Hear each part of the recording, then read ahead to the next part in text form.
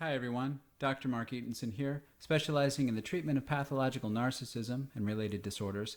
And today I wanted to make a short video discussing the phenomenon of gaslighting.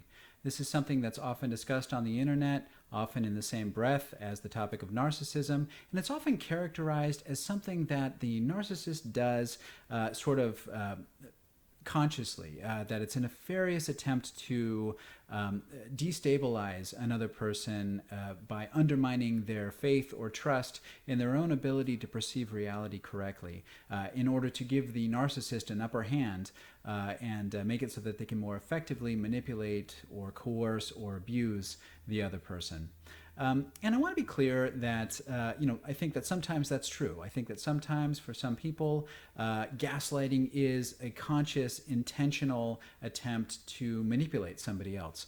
But I think that when it comes to personality disorders, it's often a byproduct of how that person is organized psychologically. In other words, that gaslighting is something that sort of happens, and it happens unconsciously. It's not necessarily intentional.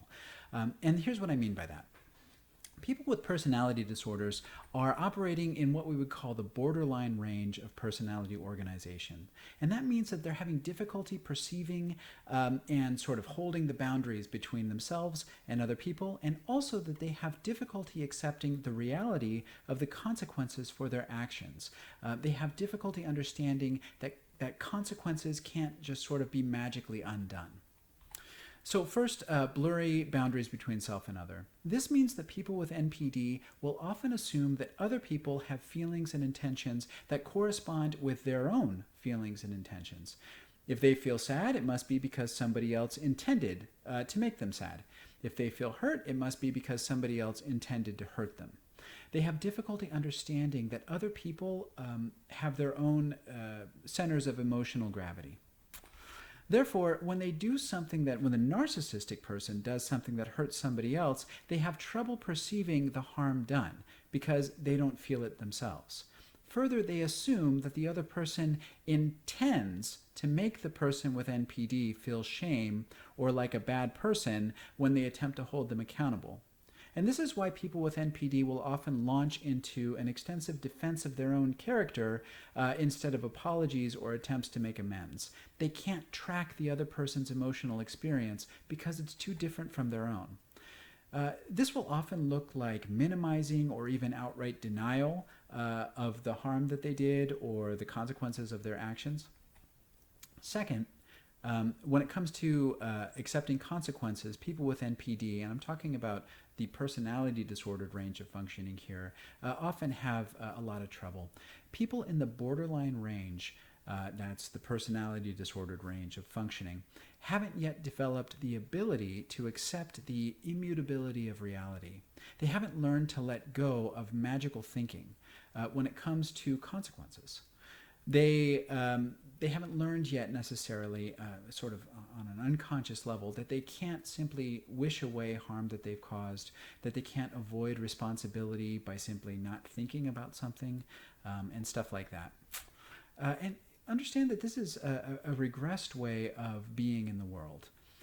From this perspective, consequences haven't quite become real yet.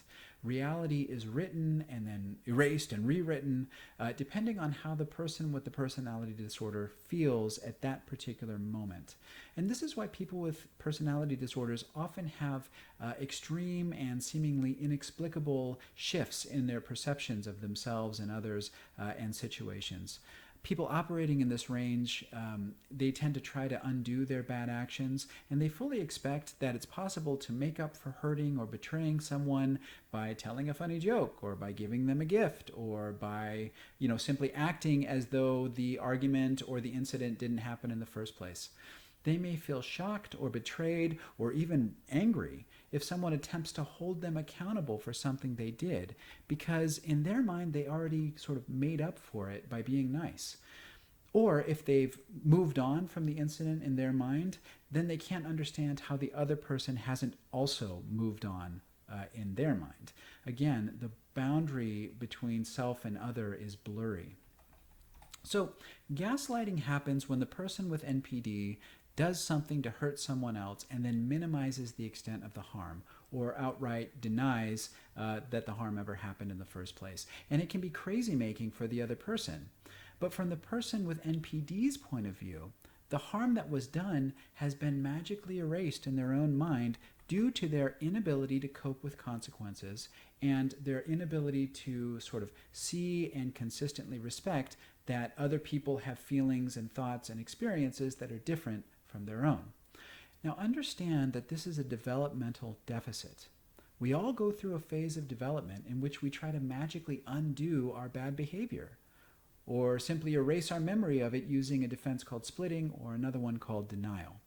These defenses are part of the normal set of human psychological defense mechanisms, but most people have grown beyond them and entered more mature levels of personality organization in which they can hold on to the memory of harm done, appreciate that other people have the right to deal with their feelings at their own pace, and that if somebody holds you accountable, it isn't because they're trying to get one over on you or rub your nose in it or make you feel like a bad person or dominate you. It's because you actually harmed them and they would like for you to make amends.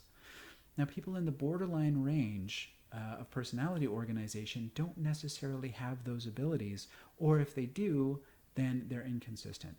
And this is why someone with NPD will look you straight in the eye and outright deny having done something that you know very well they did. They aren't necessarily consciously trying to undermine your perception of reality. It's a byproduct of a developmental delay within their psychology.